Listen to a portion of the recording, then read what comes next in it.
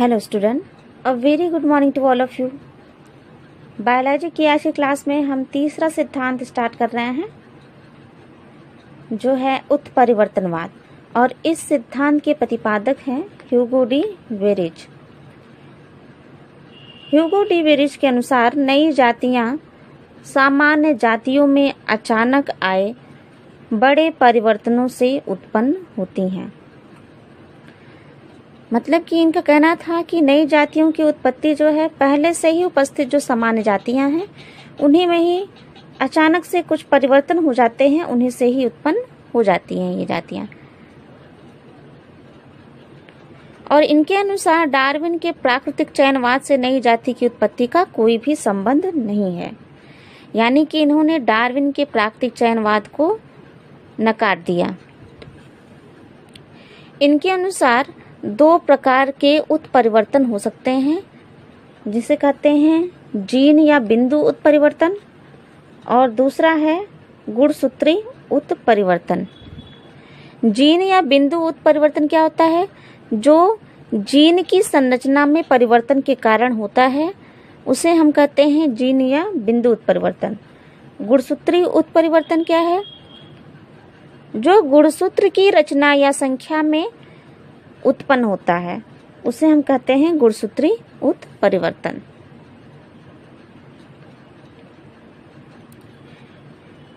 Next heading है उत्परिवर्तन सिद्धांत। तो ह्यूगो डी वेरिज ने अपना ये सिद्धांत जो है एक पौधे पर प्रयोग करके दिया था। उस पौधे का नाम है सांध्य प्रिमरोज, इवनिंग प्रिमरोज या आइनोथेरा लैमार्कियाना। ये एक ही पौधे का नाम है, सांध्य प्रिमरोज या आइनोथेरा लैमार्कियाना। तो उन्होंने इस पौधे की दो स्पष्ट किस्में देखी थी, और दोनों किस्मों के पौधों में तने की लंबाई व रंग, पुष्पों की आकृति व रंग, पत्तियों की आकृति में स्पष्ट विभिन्नताएं थीं। ठीक है, तो इस पौधे में इन्होंने दो किस्में देखी थी। पहला था तने की लंबाई व रंग, दूसरा है पुष्प की आकृति व रंग। यहाँ पे कंफ्यूज नहीं होना है। देखिए, कह रहा है तने की लंबाई व रंग, यानी कि तने के रंग के बारे में बात की जा रही है। तने की लंबाई व रंग, ठीक। दूसरा है पुष्प की आकृति और उसके रंग की बारे में बात की जा रही है, पुष्प के रंग के बारे में। तीसरा है पत्तियों की आकृति। ठीक है, एक ही पौधा है, स्पीसीज एक ही है, सांध्य प्रिमरोज या आइनोथेरा लैमार्कियाना। इसी की दो किस्में उन्होंने देखी थी, जिनमें कि तने की लंबाई व उसके रंग में, पुष्प की आकृति व उसके रंग में, और पत्तियों की आकृति में विभिन्नताएं थीं, और ये विभिन्नताएं बहुत ही ज़्यादा स्पष्ट थी। तो ह्यूगो डी वेरिज ने इन दोनों जातियों पर कई वर्षों तक कार्य किया और यह पाया कि ये सभी शुद्ध नस्लें थीं, और इसके बाद उन्होंने इन सभी मूल जाति को आइनोथेरा लैमार्कियाना से उत्पन्न जाति कहा। ह्यूगो डी वेरिज ने नई जाति को कहा म्यूटेंट। ठीक है, या ऐसी जाति जिसमें अचानक से उत्परिवर्तन होता है उसे हम कहते हैं म्यूटेंट। इस सिद्धांत के लक्षण देख लेते हैं।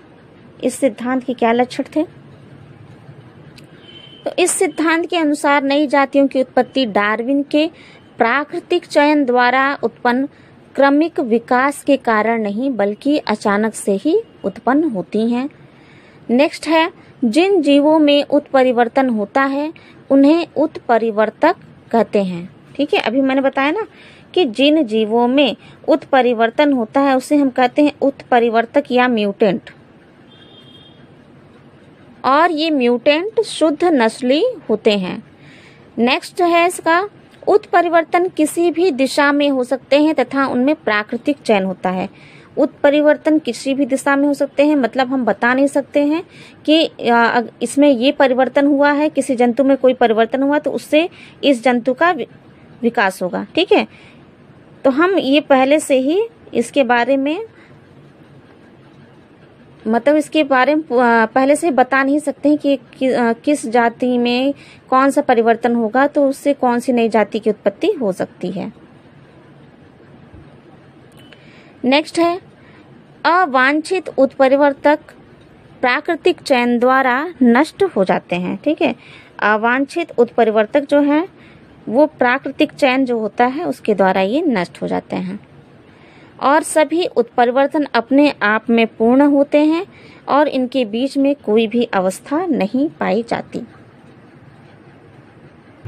नेक्स्ट हेडिंग है हमारा ह्यूगो डी बेरीज के सिद्धांत की आलोचना। ह्यूगो डी बेरीज के सिद्धांत की आलोचना। तो एक साइंटिस्ट थे, इनका नाम जैसे लिखा हुआ है सामने DM डेविस था। तो इन्होंने बेरीज के उत्परिवर्तन सिद्धांत की तीव्र आलोचना की थी और इनके अनुसार ओइनोथोरा लेमार्कियाना प्रकृति में पाई जाने वाली एक हाइब्रिड स्पीसीज थी, एक संकर जाति थी। मतलब इनके डेविस के अनुसार जो ओइनोथोरा लेमार्कियाना थी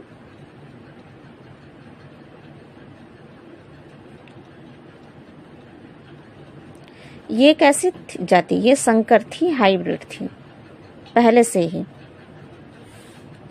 जो जंगली अमेरिकन स्पीसीज द्वारा उत्पन्न की जा सकती है तथा इसकी विभिन्न जातियां उससे उत्पन्न ही किस्में थीं। और डेविस के सिद्धांत का समर्थन एक साइंटिस्ट थे, इनका नाम था जेफरी एंड एक अन्य थे, इनका नाम है गेट्स। ठीक है, तो डेविस ने जो कहा उसका समर्थन इन दोनों साइंटिस्ट ने भी कर दिया कि इनका कहना सही है, जो ओइनोथोरा लेमार्कियाना है वो पहले से ही संकरित जाति थी। नेक्स्ट इनका है आलोचना है, इस सिद्धांत की आलोचना है कि कोशिका विभाजन, एक मिनट, नेक्स्ट कहना था इनका कि नई जातियों और नई किस्मों की उत्पत्ति जो होती है कोशिका विभाजन के असामान्य गुणसूत्री वितरण के कारण होती है। कोशिका विभाजन के समय ही, ठीक है, जब कोशिकाओं में विभाजन होता रहता है उसी समय गुणसूत्री वितरण में असामान्यता हो जाती है, गुणसूत्रों का कुछ कम या अधिक हो जाते हैं, उसके कारण ही नई जातियों की उत्पत्ति हो जाती है। तो इसका 2 उदाहरण दिया गया है, जैसे ओइनोथोरा लेमार्कियाना में गुणसूत्रों की संख्या है 14 और ओइनोथोरा की ही दूसरी प्रजाति है ओइनोथेरा लाटा। ठीक है, इसमें गुणसूत्र की संख्या है 15।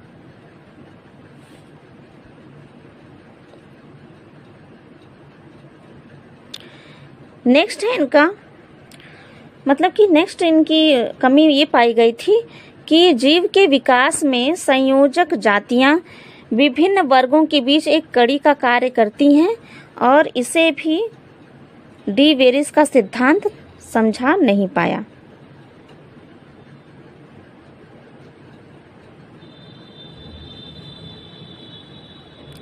अब नेक्स्ट हेडिंग है हमारा उत्परिवर्तनवाद की आधुनिक संकल्पना।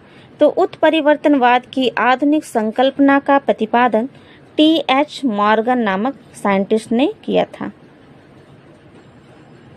देखिए, कभी कभी यहाँ से क्वेश्चन पूछता है कि मॉर्गन की उत्परिवर्तनवाद की आधुनिक संकल्पना समझाइए। ठीक है, या तो सीधे ही पूछ लिया जाएगा उत्परिवर्तनवाद की आधुनिक संकल्पना क्या है। तो मॉर्गन ने अपना प्रयोग जो है ड्रोसोफिला मक्खी पर किया था।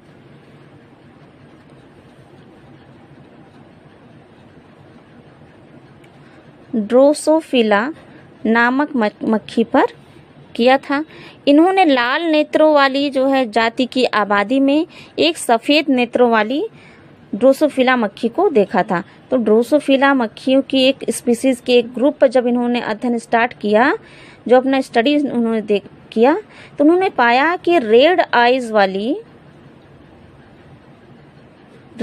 वाली ड्रोसोफिला मक्खियों के समूह में कुछ मक्खियां ऐसी भी थी जिनकी वाइट आइज थी।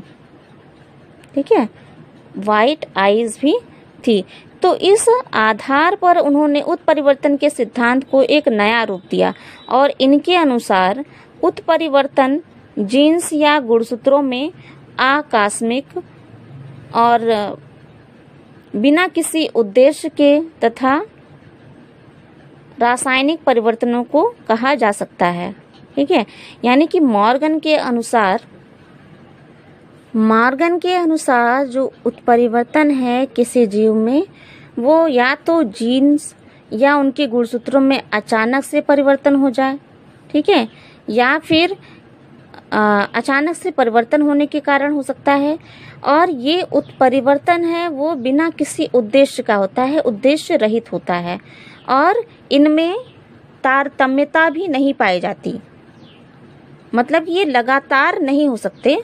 किसी जंतु में अचानक से उत्परिवर्तन हुआ तो वो अलग जंतु हो गया, ठीक है। और ये ऐसा नहीं है कि फिर अचानक लगातार फिर उसकी अगली पीढ़ी में फिर उत्परिवर्तन होगा, फिर अगली पीढ़ी में फिर से उत्परिवर्तन होगा, ऐसा नहीं है। अचानक से किसी जंतु में उत्परिवर्तन हुआ तो ये अलग स्पीशीज में परिवर्तित हो गए। ऐसा नहीं कि इसकी अगली पीढ़ी में फिर से परिवर्तन होगा, फिर इसकी अगली पीढ़ी में फिर से उत्परिवर्तन होगा, ऐसा नहीं होता। तो यानी कि इनमें तारतम्यता नहीं पाई जाती है। अब नेक्स्ट है उत्परिवर्तन जो है 2 प्रकार के होते हैं। पहला है कायिक उत्परिवर्तन और दूसरा है जननिक उत्परिवर्तन। तो कायिक उत्परिवर्तन जो है जीव के जनन काल में कभी भी हो सकता है, और जननिक उत्परिवर्तन यह युग्मक यानी गैमीट्स के निर्माण के समय या फिर उसके परिपक्वन को बोलते हैं मैच्योरनेस, तो परिपक्वन के समय भी हो सकता है, ठीक है। और ये जननिक उत्परिवर्तन वंशानुगत भी हो सकते हैं, वंशागत हो सकते हैं। और ये जननिक उत्परिवर्तन जैव विकास में अत्यंत महत्वपूर्ण होते हैं।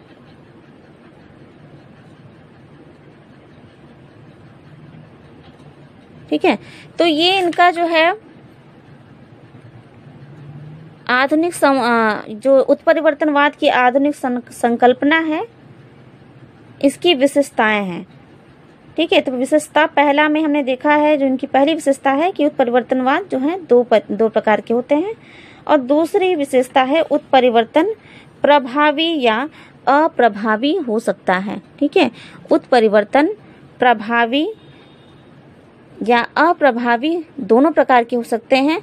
और प्रभावी उत्परिवर्तन यानी कि ऐसा उत्परिवर्तन जो तुरंत ही अगली जाति में प्रदर्शित हो जाए।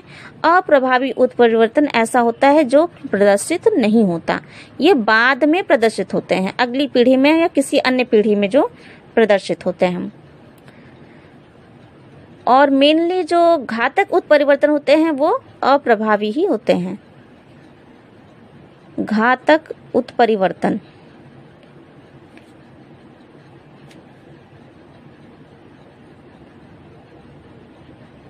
ठीक है, यानी कि घातक उत्परिवर्तन अधिकांशतः अप्रभावी होते हैं, जो किसी भी जाति में अचानक से शो हो जाते हैं, प्रदर्शित हो जाते हैं। इस सिद्धांत की तीसरी विशेषता है उत्परिवर्तन स्वतः भी हो सकते हैं तथा कभी कभी कुछ कारकों जैसे विकिरण, वातावरण, रासायनिक परिवर्तन द्वारा भी उत्पन्न हो सकते हैं। ठीक है, किसी जीव में उत्परिवर्तन अचानक से भी हो सकते हैं और कभी कभी उत्परिवर्तन के लिए कुछ कारक उत्तरदायी होते हैं। ये कारक कौन कौन से हो सकते हैं? कोई खास विकिरण, वहाँ का वातावरण, या उनके शरीर में कोई भी रासायनिक परिवर्तन हो गया, इसके कारण भी उत्परिवर्तन हो जाएगा। नेक्स्ट इसकी विशेषता है कि जीवों की आवश्यकताओं का उत्परिवर्तन से कोई संबंध नहीं होता। ठीक है, कि जीव के आवश्यकता अनुसार उनके शरीर में कोई उत्परिवर्तन नहीं होगा। और पांचवा है ये प्रतिवर्त भी हो सकते हैं, यानी कि ये उत्परिवर्तन जो हैं ये रिवर्सिबल भी हो सकते हैं।